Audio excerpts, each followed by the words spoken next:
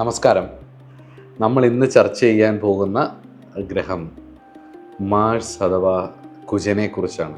നമ്മൾ ആദിത്യൻ, സോമൻ, അത് കഴിഞ്ഞ് കഴിഞ്ഞാൽ അങ്കാരകൻ മൂന്നാമത്തെ ഗ്രഹമാണ് നവഗ്രഹ നിരയിൽ.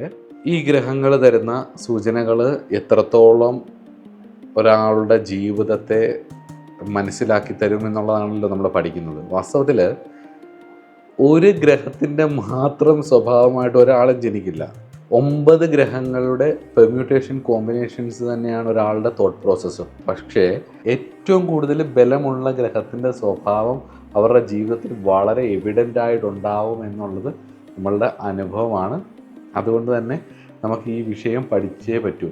ഭാവം പറയുന്ന കാരകത്വവും രാശി പറയുന്ന കാരകത്വവും ഗ്രഹങ്ങൾ പറഞ്ഞു തരുന്ന സൂചനകളാകുന്ന കാരകത്വങ്ങളും അതിൻ്റെ ഒരു സിഗ്നിഫിക്കേറ്റേഴ്സിനെ എല്ലാം കൂടെ കൂട്ടി യോജിപ്പിച്ചുകൊണ്ട് എത്രത്തോളം നമുക്കൊരു വിഷയത്തെ നിരൂപിക്കാൻ പറ്റുമോ അത്രത്തോളം നമ്മൾ ജ്യോതിഷം പഠിച്ചു എന്ന് പറയാം. കാരണം കോടാനുകോടി വിഷയങ്ങളുള്ള ഈ പ്രപഞ്ചത്തിൽ ഈ 9 ഗ്രഹങ്ങളും 12 രാശിയും 12 ഭാവങ്ങളുമാണ് ഇതിനെ നിരൂപിക്കാൻ എന്നുള്ളതും കൂടെ ഓർത്ത് വെച്ച് അത് എത്രത്തോളം ഒബ്സർവേഷൻ സ്കിൽ എത്രത്തോളം കൂട്ടാവോ അത്രത്തോളം കൂട്ടി മനസ്സിലാക്കണം. അപ്പം നമ്മൾ ഓരോ ഗ്രഹത്തെയും പഠിക്കുന്നതുകൊണ്ടുള്ള ഗുണം അതാണ്.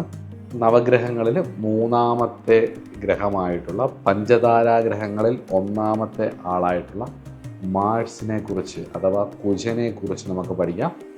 അസ്ട്രോളജി മാസ്റ്റർ ക്ലാസ്സിൻ്റെ പുതിയൊരു അധ്യായത്തിലേക്ക് ഏവർക്കും സ്വാഗതം.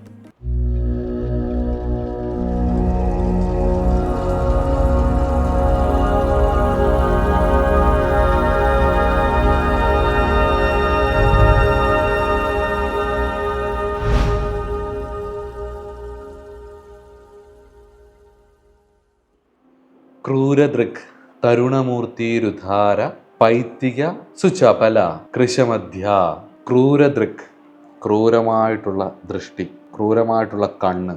തരുണമൂർത്തി, യുവാവാണ്, എന്നും ചെറുപ്പം തോന്നിക്കുന്ന പ്രകൃതി. രുധാര, തൻ്റെ ജീവിതം ത്യാഗം ചെയ്ത് മറ്റുള്ളവരെ സംരക്ഷിക്കാൻ കഴിയുന്ന സൈന്യാധിപൻ. രുധാര, ഉദാരൻ മനസ്ഥിതിയുള്ള ആൾ.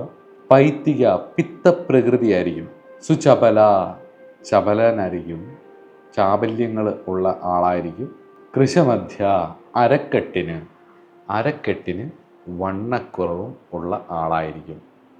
ഇതാണ് വരാഹഹോരയിൽ 2-ാം അധ്യായത്തിൽ, സംജാധ്യായം എന്ന് പറയുന്ന 2-ാം അധ്യായത്തിൽ ഈ ഇദ്ദേഹത്തെക്കുറിച്ച്, കുജനെക്കുറിച്ച് പറയുന്നത്. കണ്ണ് ചുവന്നവൻ, ലോഹിതാംഗൻ, അതായത് ക്രൂരദൃഷ്ടിയുള്ള ആൾ, പൗരുഷ സ്വരൂപം ആയിരിക്കുന്ന ക്രൂരദൃഷ്ടിയുള്ള ആൾ.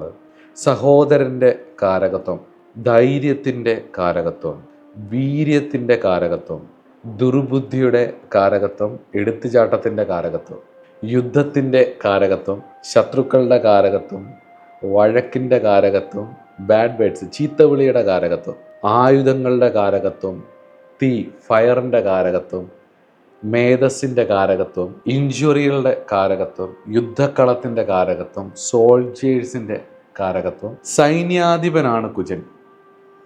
കുമാരസ്വാമി ആണ് ഇതിൻ്റെ ഒരധിദേവത. അതുകൊണ്ട് തന്നെ സൈന്യാധിപനാണ്. ഒരാളുടെ ജാതകത്തിൽ കുജൻ കൂടുതലായിട്ട് സ്വാധീനിച്ചാൽ ഒന്നാമത്തെ ക്വാളിറ്റി ആയിട്ട് എനിക്ക് തോന്നിയിട്ടുള്ളത് ഓർഗനൈസിങ് ക്വാളിറ്റിയാണ്, ഓർഗനൈസിങ് കപ്പാസിറ്റി. ഇവർക്കൊരാളെ, കുറേ ആൾക്കാരെ ഒരുമിച്ച് നിയന്ത്രിക്കാനുള്ള കഴിവ് ഒന്നാമത്തേത്. അതുപോലെ തന്നെ ദ ഡെവലപ്മെൻറ്റ് ഓഫ് വില്ലിന് വേണ്ടിയിട്ട് ഉള്ള, അതൊക്കെ അവരുടെ മെയിൻ ഫങ്ഷനാണ്. എക്സ്പാൻഷൻ ഓഫ് കറേജിൻ്റെ എക്സ്പാൻഷന് വളരെ പാഷനേറ്റഡ് ആയിരിക്കും, വളരെ സ്ട്രോങ് ആയിരിക്കും. ഒരു പൂർണ്ണമായിട്ടും ഒരു മെയിൽ നേച്ചർ ഉണ്ടായിരിക്കും. പിന്നെ ബോഡിയിലായിരിക്കും ഏറ്റവും കൂടുതൽ ശ്രദ്ധ വരുന്നത്, ഗ്രോസ് ലെവലിലായിരിക്കും, ഗ്രോസ് ആയിട്ടുള്ള ലെവലിലായിരിക്കും ഏറ്റവും കൂടുതൽ ശ്രദ്ധ വരുന്നത്. ബോഡി ബിൽഡിങ്, അതേപോലെ യുദ്ധം, വഴക്ക്, എന്തെങ്കിലും ഒന്ന് പ്രൊവോക്ക് ചെയ്താൽ പെട്ടെന്ന് പ്രൊവോക്കാവും. അതായത് നീ ഇതൊക്കെ എന്ന് മുതലാണ് കണ്ടു തുടങ്ങിയത് എന്നുള്ള ചോദ്യങ്ങൾ. അതേപോലെ സന്തോഷം ശരീരവുമായിട്ട് ബന്ധപ്പെട്ടിട്ടായിരിക്കും എപ്പോഴും ഇരിക്കുന്നത്. പൗരുഷം കാണിക്കും. അതുപോലെ തന്നെ പൊസസീവ്നെസ് ഭയങ്കര കൂടുതലായിരിക്കും. എല്ലാവരെയും അടക്കി നിർത്താൻ, നിയന്ത്രിച്ച് നിർത്താനുള്ളൊരു കഴിവ്. അല്ലെങ്കിൽ അതിനുവേണ്ടി ശ്രമിക്കും. അക്യൂട്ടായിട്ടുള്ള ഫീവറുകൾ, അതേപോലെ ഇൻവെസ്റ്റ് ചെയ്ത് കടം വരുന്നത്, ശത്രുക്കൾ, എനിമി, ഇതെല്ലാം ചൊവ്വയെ കൊണ്ടാണ് ചിന്തിക്കുന്നത്. പിന്നെ ആക്സിഡൻറ്റ്സ്, എമർജൻസി ആയിട്ടുള്ള കാര്യങ്ങൾ, സർജറികൾ, സർജറി എക്യുപ്മെൻറ്റ്സുകൾ, ബ്ലഡ് റിലേറ്റഡ് ആയിട്ടുള്ള കാര്യങ്ങൾ, സമ്മർദ്ദം, ഉള്ളിലെ സമ്മർദ്ദങ്ങൾ, ബ്ലഡ് പ്രഷർ. ചൊവ്വ നല്ല രീതിയിൽ ബലപ്പെട്ട് അനുഗ്രഹിക്കുമ്പോഴാണ് സർജനൊക്കെ ആവുന്നത്, നല്ല സർജന്മാരൊക്കെ ആവുന്നത്. അതേസമയത്ത് ചൊവ്വ മോശമാവുമ്പോഴാണ് അതേ കത്തി തന്നെ ആരുടെയെങ്കിലുമൊക്കെ പള്ളയ്ക്ക് കുത്തിക്കയറ്റി കൊല്ലാൻ നോക്കുന്നത്. കോൾഡ് ബ്ലഡഡ് ആയിട്ടുള്ള ചിന്തകൾ, വൈരാഗ്യ ബുദ്ധി, ഇതെല്ലാം ചൊവ്വയാണ്.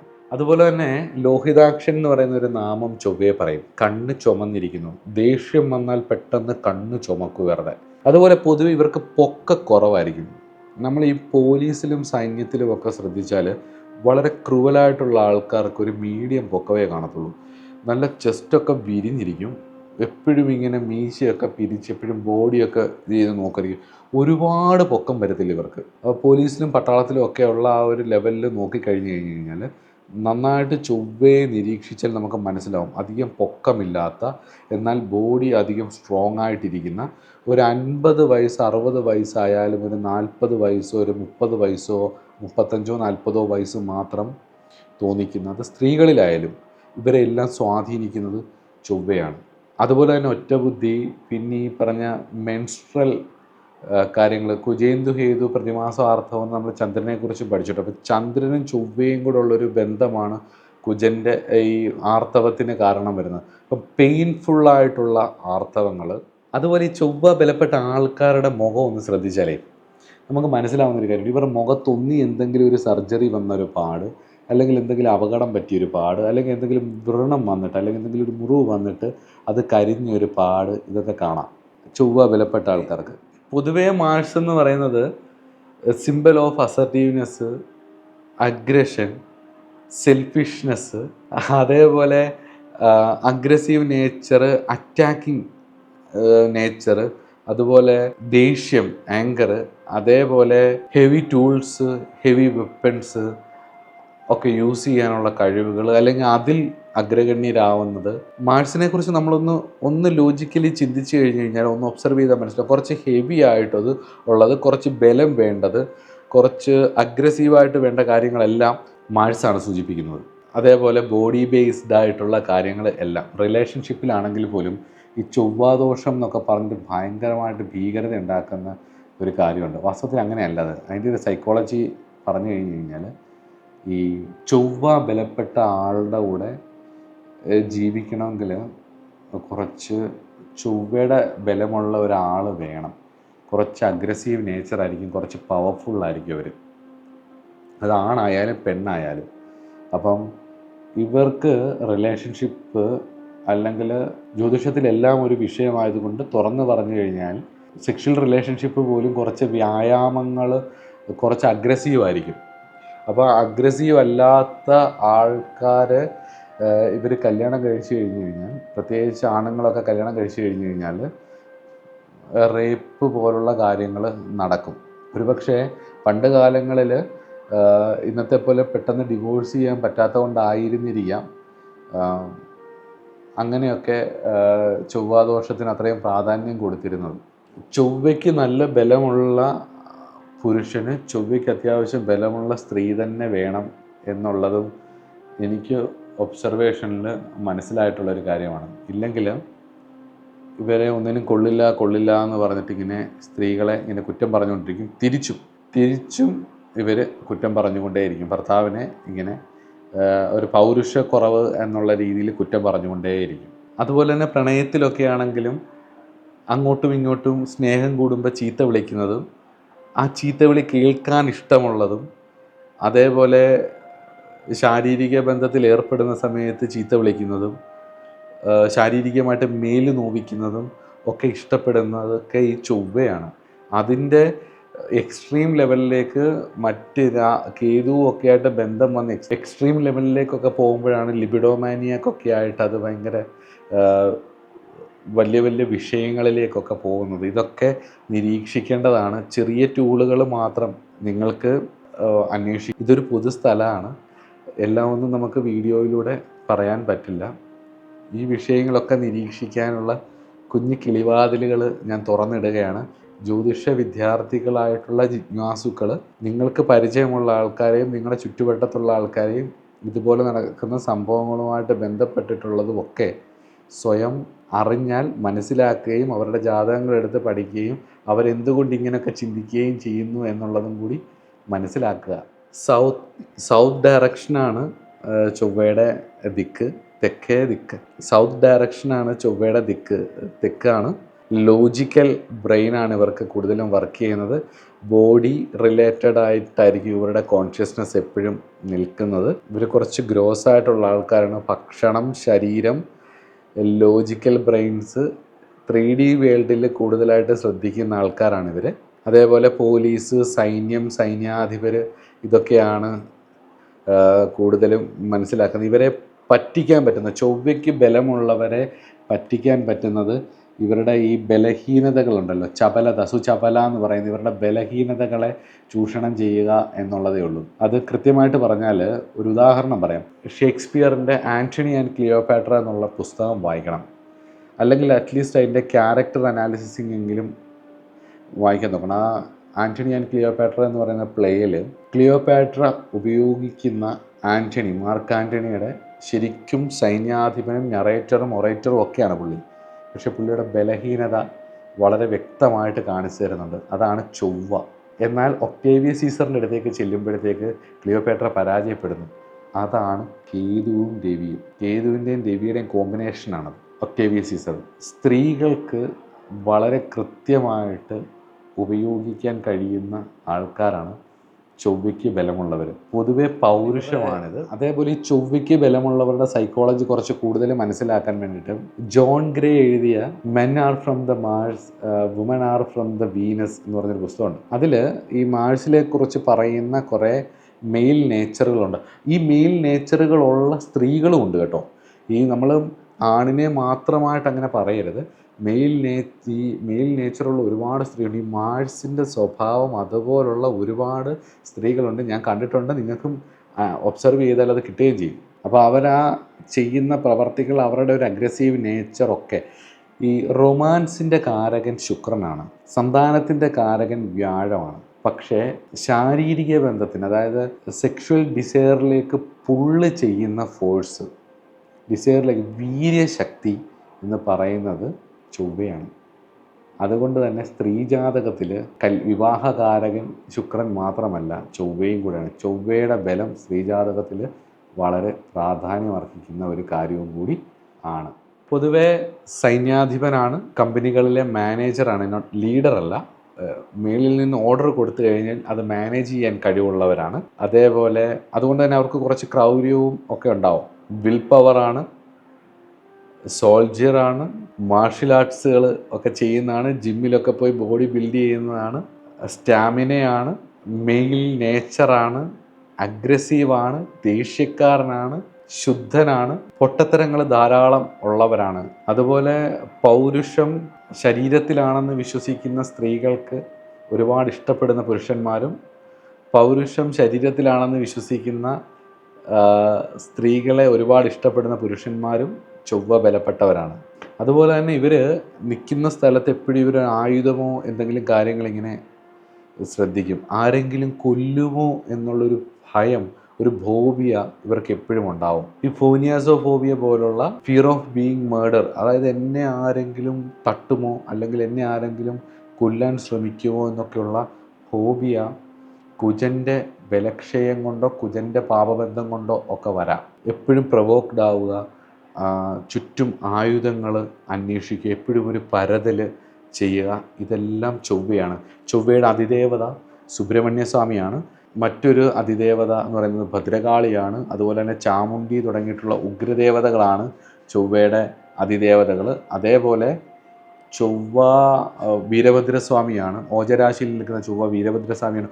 ഉഗ്രദേവതകളാണ് വാസ്തവത്തിൽ ചൊവ്വയുടെ ദേവതയായിട്ട് പറയുന്നത്. ഒരു കഥയും കൂടെ നമുക്ക് ഡീകോഡ് ചെയ്തിട്ട് ഈ സെഷൻ നമുക്ക് അവസാനിപ്പിക്കാം. പുരാണങ്ങളിലൊക്കെ നമ്മൾ പറയുന്നത് കേട്ടിട്ടുള്ള ഒരു കഥ പറയാം. ഒരു മാമ്പഴം കയ്യിലിരുന്ന സമയത്ത് മഹാദേവൻ്റെ മുന്നിൽ ഒരു മാമ്പഴം. ഞാനെപ്പോഴും അതിൻ്റെ തത്വം വേറെയുണ്ട്, നമുക്കിപ്പോൾ തൽക്കാലം ഇതിനെ വേറൊരു രീതിയിൽ കാണാം. ഭഗവാനും ഭഗവതിയും ഇരിക്കുന്ന സമയത്ത് ഗണപതി ഭഗവാനും സുബ്രഹ്മണ്യ സ്വാമിയും 2 മക്കൾ, പാർവതി പരമേശ്വരന്മാർക്ക്. അപ്പോൾ അവരുടെ അടുത്തേക്ക് മാമ്പഴം ചോദിക്കും, കയ്യിലിരിക്കുന്ന മാമ്പഴം ചോദിക്കുന്ന സമയത്ത് ഈ മാമ്പഴം 3 ലോകം കറങ്ങി ആരാണോ മുന്നിൽ വരുന്നത് അവർക്ക് തന്നേക്കാം എന്ന് പറയും. എല്ലാവർക്കും അറിയാവുന്ന കഥയാണ്. സുബ്രഹ്മണ്യ സ്വാമി തൻ്റെ വാഹനമായിട്ടുള്ള മയിലിനെ എടുത്തുകൊണ്ട് ലോകം ചുറ്റാൻ പോകും. പക്ഷേ അച്ഛനമ്മമാരാണ് തൻ്റെ ലോകം എന്നുള്ളത് കൊണ്ട് തന്നെ അതിന് 3 പ്രാവശ്യം ചുറ്റി ആ മാമ്പഴം ഗണപതി ഭഗവാൻ കൈക്കലാക്കും. വളരെ സ്ട്രൈറ്റ് ആൻഡ് ഫോർവേഡായിട്ട് പോയിട്ട് വന്ന ആൾ ഗണപതി ഭഗവാന്റെ കയ്യിൽ ഈ മാമ്പഴം ഇരിക്കുന്നത് കണ്ടിട്ട് ഗണപതി ഭഗവാന്റെ കൊമ്പൊടിച്ച് കളയുകയും പിണങ്ങി പോവുകയും ചെയ്യും. ഇതാണ് ചൊവ്വ. അതായത് അവരൊരു കാര്യമേറ്റാൽ അവരത് സ്ട്രൈറ്റായിട്ട് ചെയ്യാൻ നോക്കും.